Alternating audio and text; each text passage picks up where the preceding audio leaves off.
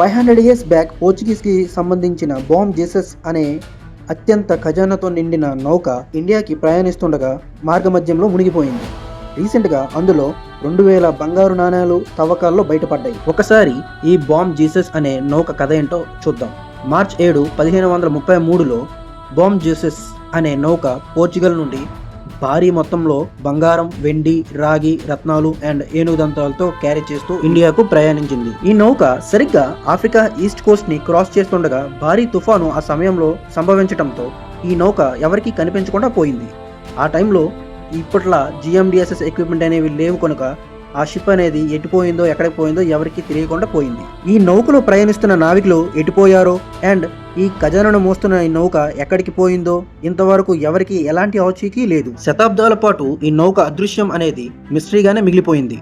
శతాబ్దాల తర్వాత 2008లో నమీబియా అంటే సౌత్ వెస్ట్ ఆఫ్రికాలోని ఒక డైమండ్ మైనింగ్ చేసే ప్రాంతంలో కొందరు కార్మికులు తవ్వకాలు చేస్తుండగా ఒక ప్రాచీనమైన నౌక ఆ తవ్వకాల్లో బయటపడింది. అక్కడ ఆ నౌకతో పాటు బంగారు నాణాలు, రాగి ఇంగట్లు, ఏనుగు దంతాలు లభించాయి. శాస్త్రవేత్తలు పరిశీలించినప్పుడు దీనిని బామ్ జీసస్ షిప్ యొక్క రెక్కగా తేల్చారు.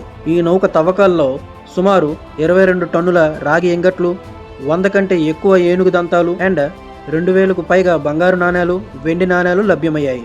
వీటితో పాటు ఆ నౌక భాగాలు అయిన చెక్క, ఫిరంగులు అండ్ ఆ ఓడ యొక్క యాంకర్లు కూడా దగ్గరలో లభించాయి. ఇప్పటి వరకు దొరికిన అతిపెద్ద సముద్రపు ఖజానాలలో ఇదొకటి.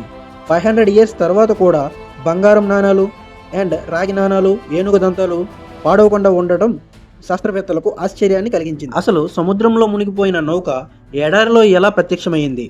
అసలు ఆర్కియాలజిస్ట్ దీని గురించి ఏం చెప్తున్నారు అంటే, ఈ నౌక తుఫానుకు ఒక రాయిని ఢీకొట్టడంతో నౌక విరిగిపోయి అక్కడ కోస్ట్కి దగ్గరలోనే మునిగిపోయింది.